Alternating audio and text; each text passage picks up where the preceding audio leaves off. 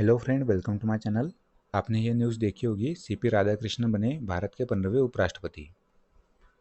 आइए सीपी राधाकृष्णन जी के बारे में जानते हैं। इनका जन्म हुआ था तिरुपुर, तमिलनाडु में। इन्होंने वेरियस पोस्ट पर अपनी सेवाएं दी है, जैसे गवर्नर ऑफ महाराष्ट्र के रूप में, गवर्नर ऑफ झारखंड के रूप में, गवर्नर ऑफ तेलंगाना के रूप में, लेफ्टिनेंट गवर्नर ऑफ पांडिचेरी के रूप में।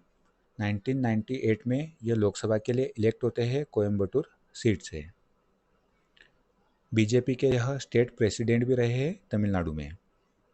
वाइस प्रेसिडेंट की बात करें तो आर्टिकल 63 में भारत के उपराष्ट्रपति का वर्णन मिलता है। आर्टिकल 64 में यह वर्णन मिलता है कि जो वाइस प्रेसिडेंट ऑफ इंडिया होंगे वे राज्यसभा के सभापति के रूप में भी कार्य करेंगे।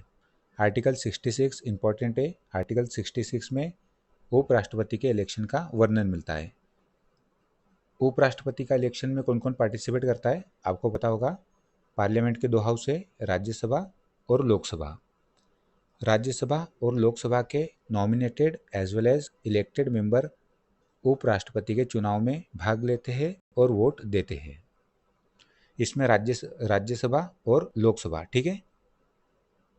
विधानसभा की कोई भूमिका उपराष्ट्रपति के इलेक्शन में नहीं होती है। राज्यसभा और लोकसभा के elected as well as nominated member. Recent election की बात करें तो इसमें 788 एमपीज थे elected as well as nominated. उसमें से 767 एमपीज ने वोट किया है राष्ट्रपति के इलेक्शन में। इसमें से बात करें तो सीपी राधाकृष्णन जी को 452 वोट्स मिले। 300 वोट्स इनके अगेंस्ट में जो खड़े थे जस्टिस बी सुदर्शन रेड्डी, इन्हें मिले 300 वोट्स और 15 वोट्स इनवैलिड घोषित हुए। जीत के लिए कितने वोट्स की आवश्यकता थी तो 377, ठीक है। यह आप डिटेल में देख सकते हो। एनडीए उम्मीदवार सीपी राधाकृष्णन जी देश के 15वें उपराष्ट्रपति के रूप में चुने गए हैं। उन्होंने विपक्षी गठबंधन इंडिया के जस्टिस बी सुदर्शन रेड्डी को 152 वोटों से हराया है।